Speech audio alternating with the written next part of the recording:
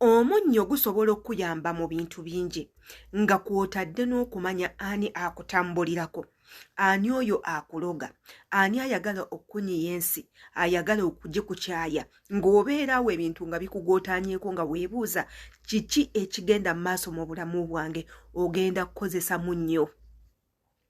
Tukoze obutambi bungi nnyo obusomesa ku munnyo. Era nga tubateereddeyo obutambi bungi nnyo obw'enjawulo obwogera ku munnyo. Naye abaffe, wali oyezeeko engeri entuufu ey'okukozesaamu omunnyo gukuloopere oba gukulage baani abo abagootaanya obulamu bwo, abali mu kuloga, abali mu kusiraanya? Tuula kana akatambi k'ogenda okufunamu amazima. Nze akuleetedde obutambi yenze Sheila Adita. Subscribinga ku YouTube channel yange. Kwata ku kadde nga buli video yonna gye nteekayo ekutuukako bulungi nnyo. Commentinga tumanye endowooza yo ku butambi nga bwe buti bwe tukola. Katugendeko mu katambi tuwulirize enkozesa entuufu ey'omunnyo tusobole okugifunamu ate era tubeere nga tukomawo. Nabagamba teri muntu gwe tugenda kuleka mabega. Tuyina kweyambayamba ffenna, tuyina kweyimusa ffenna.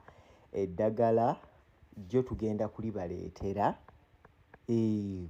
Tulebe kuba eyo nno y'emu ku nkozesa ennungi oba ennuŋŋamu, enkozesa entuufu ey'okukozesaamu omunnyo ne wejjanjaba, ne wejjako ebisiraani, n'omanya ani oyo akuloga. Era ng'omunnyo ogwo bakubuulidde gwa kuteeka mu giraasi, oteekemu amazzi, oteeke wansi w'ekitanda. Era nga abamu ku mmwe era munaabe ekituufu ennyo. Naye nga tetunnagenda maaso otegedde munnyo kika ki ogugenda okuyamba okukola ebintu ebyo byonna. Bakugambye mu katambi nti omunnyo guyina kuba mupya nga si mulyeko.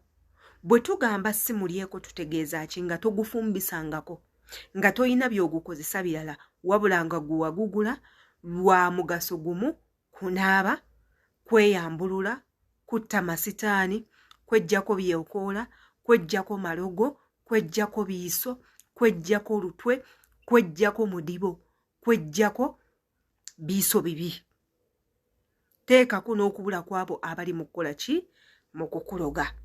Era omunnyo gwo w'oguteeka mu nsonda mu nnaku ezo zennyini ze bakugambye mu katambi, ojja gulaba. Bwe waba nga tewali muntu yenna abadde akukola kikyamu, ojja laba nga omunnyo ogwo amazzi gasigala nga meeru mu giraasi yaago. Kyova laba bakugambye kwata eggiraasi nga njeru teketteke, esobole okukuyamba oku identifyinga ekikyamu ekikuliko. Era omunnyo ogwo kasita amazzi ganaakyuka mu kkala ne gakola olwa cream, olukalakala olutategeera, olwa kitakataka brown, nga galinga ge bataddemu omusenyu, galinga ge bataddemu bikemiko manyirawo nti munnange toli safe. Gazzeemu olwa black kiba kitegeeza bisiraani, masitaani ge gabadde mu bulamu bwo. Wabula ate nga naawe agunaaba, ekintu kirungi nnyo nti ogukozesa otya, nti ogenda kukwata omunnyo ogwo oteeke amazzi mu baketi yo gy'okozesa okunaaba oba ebbaafu yo, okwate omunnyo ogwo oguteekemu gumirunguke gwonna. Osobola okukozesa omunnyo guno ogujjira mu bupaketi, tekirina buzibu. Oba osobola okukozesa sea salt nga gw'otera okulaba eyo gy'otambulira.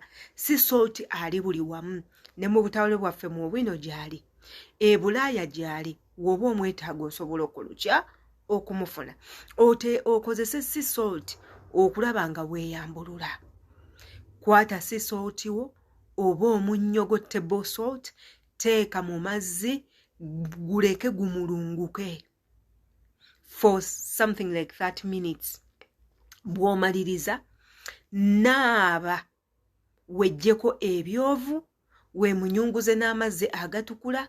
Kati ago amazzi ge wataddemu omunnyo gw'oba onaaba okuva ku mutwe mpaka wansi ku bugere mu njala, nga bw'oyogera byonna byonna amasitaani gakuveeko, olutwe lukuveeko, ebiiso bikuveeko, olukongoolo lukuveeko, omudibo gukuveeko.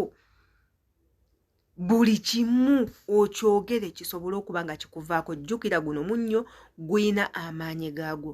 Yenze Sheila Adita. Wootategedde mu katambi kano buuza nga weeyambisa comment section. Mbaagala nnyo.